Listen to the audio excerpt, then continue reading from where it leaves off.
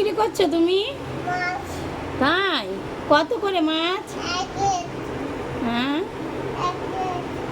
আমাকে দুটো মাছ দাও।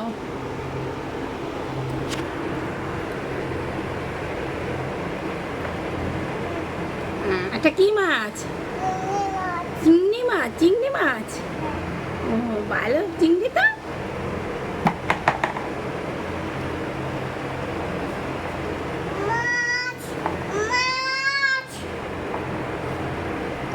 চলো এবার বই পড়তে হবে, মাছ বিক্রি হয়ে গেছে, চলো বই পড়তে হবে শোনা। চলো চলো চলো ওঠো, বই পড়তে হবে না? না বই পড়তে হবে, চলো একটু পড়ে শোনো তো। আ আ পড়ো পড়ো।